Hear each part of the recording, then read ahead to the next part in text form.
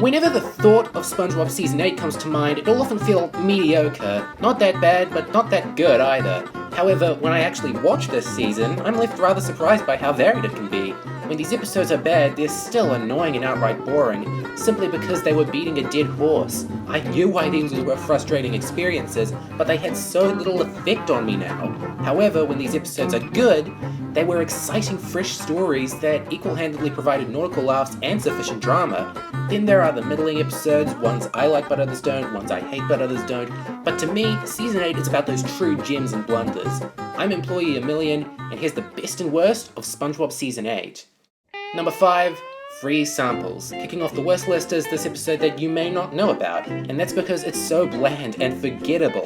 Plankton tries to sell free charm samples, but then gets the idea to brand them as Krabby Patties after they fail so as to ruin the Krusty Krab's reputation. The Bikini Bottomites are as dumb as you'd expect and even more. Many of the jokes don't land, the story goes really sour when it tries to pull that Krusty Krab is really done for crap that the season loved doing.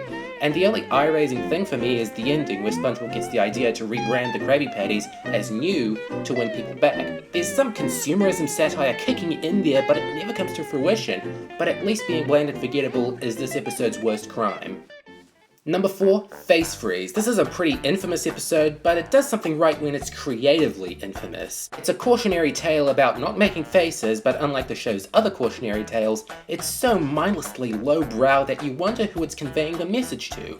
The faces are already hit or miss, but giving them very little context or justification for existing just flies in the face of what silly expressions do for the show. There's something wrong when the highlight is SpongeBob and Patrick cycling through one stupid face after next in increasingly surreal ways before they become tastelessly grotesque at the end. This aired on TV. You may not like it, but it aired on TV. Number 3. Pet Sitter Pat. A theme that I keep covering is one scene in particular episodes that truly ingrains them into people's heads, and I have to work around that and share my thoughts on the episode at large. There's not much of an excuse for Patrick chasing Gary the Flamethrower, however, especially after being such a neglectful pet sitter to him, doing everything he can to ignore SpongeBob's advice. He's away to celebrate his grandma's birthday in what is the redeeming factor of this episode. Marion Ross is always a welcome guest role, and she needs more attention in legitimately good episodes. Not once where a house flood somehow creates a happy ending where Patrick and Gary get along. Number 2. Demolition Doofus. Even for an episode about a demolition derby, this cranks up the dark humour to obscene levels. The main plot point is that Mrs. Puff wants revenge on SpongeBob for deflating her, and it goes to show just how truly psychopathic she can be. At her best, she's generally an anxious yet supporting teacher. But here, it's like we're watching an insane criminal seriously wanting SpongeBob to die. SpongeBob's really annoying here, sure, but he doesn't deserve to die, especially because he's good at the derby. Shame it's a very slow, predictable derby though, with one-note competitors and violence in place of charm, which can apply to the whole episode. Number 1. Smooth Jazz at Bikini Bottom. In an ironic twist, this is one of the most annoying episodes of the whole series. All Squidward wants to do is go to a concert and meet his idol, Kelpie G. The meeting your idol part is a tad dumb on his behalf, but he doesn't deserve the treatment he gets here. He has to take SpongeBob along because he got them new tickets, but where does Squidward's old one go? Into Patrick's stomach, because that's all he does here. Eat other people's stuff. It's his defining character trait, and he just gets away with it. Not helping is that SpongeBob destroys any street cred Squidward could get from the other Kelpheads, leaving me wondering what the point of telling the story was. Was it to sell some smooth jazz records? They're really catchy, but not deserving of such a dreadful episode to feature on. The main reason these bad episodes still irk me is because they're doing the same sorts of turn-offs that hadn't seen much improvement since season 5 and 6, at least in terms of how bad the show could get.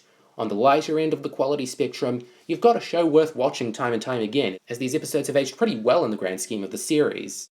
Now to kick off that best list with number 5, Planet of the Jellyfish. Simply making a send-up of campy science fiction horror movies is good enough to excuse the darker shades of humour these years of the show embraced. It's really hard to describe the alien race that takes over Bikini Bottom, where it happens to be in a cave one day, then creates clones of jellyfish that creates clones of fish that just clog up the ocean like a virus, I guess. It's chilling and silly at the same time because there are shreds of hope with SpongeBob and Sandy being the sole survivors, and the Jelly Snatcher's weakness is mayonnaise. The moral of the story is that the SpongeBob writers see you millennials as monsters for not liking a little mayo. Number 4, Frozen Face Off. Here, everyone in Bikini Bottom's focused on a race across the Arctic which is being held by an Of course it's a trick by Plankton, but his attempts at nabbing the formula even when no one's watching are hilarious and a worthy B-plot. And don't even get me started on that A-plot. There are so many characters being utilized except Larry, so many great jokes that still stick with me, and a story that's always on the move, only slowing down when it absolutely needs to. Top that with beautiful animation and the series debut of Serene Novelty stop motion, more on them in a few minutes, and this is how SpongeBob should do a special. In fact, the rest of this list is specials or segments of a mini-series. Granted, this year's mini-series wasn't too great, but at least it gave us a surefire classic in the form of Mooncation. It's another awesome SpongeBob and Sandy adventure story, but this time in space. Compared to other entries in the Runaway Road Trip gimmick, it's pretty light on the vacation theming, but that just gives it more time to give off some great animation, particularly because a majority of the episode's set out in the stars. There's more to do out here, and they get through quite a number of scenarios with robot suits, moon crater boarding, and it culminates with whatever you're seeing right now. It's a chaotic exercise in surrealism that does wonders with its new location. Number 2. Hello Bikini Bottom. When Stephen Hillenburg was first fleshing out the characters of SpongeBob and Octogrump, he created this doodle that perfectly portrays their eventual dynamic, and one that seemingly became the basis of one of their most emotional titles, the Season 8 finale and the show's last ever 4x3 episode. A musical manager notices their talent and says he wants to make them stars, but Mr. Crab takes over because of the money involved. Sure, Colonel Carper's sort of a villain for being against Krabs, but he's got charisma, an excellent guest role with Andy Samberg, and he's perfectly justified because of how incompetent Krabs is.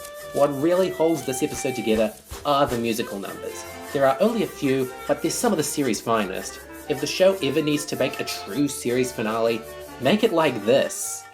Number 1, it's a SpongeBob Christmas. For Christmas 2012, Screen Novelties came back for their big break. An entire SpongeBob Christmas special made with stop-motion animation a la Rankin Bass. It's got such a wondrous charm that sets it apart from every other special at that point, and an incredibly simple story that's all about the love you give others. Plankton tries to ruin everyone else's Christmas with Jerktonium, but with SpongeBob's pure heart, they sing a song to remember the spirit of the holidays. Of course, after he gives everyone evil fruitcake and a mecha toy bod causes untold destruction in his name. Couple this with an adorable art direction, some surprisingly funny patchy segments, and Santa being voiced by John Goodman, and this is a surefire Christmas viewing. Now, is it better than Christmas Who? That's a question for another time. I'm someone who always likes to focus on the positive elements of something, which is why I feed you the worst first, then butter you up with the best. With that, I have to say Season 8 is a noticeable improvement over 6 and 7. We're not quite at 5 levels again, but there's always a future for SpongeBob, so see you in 2019 for the best and worst of Season 9 in sparkling HD. Goodbye for now.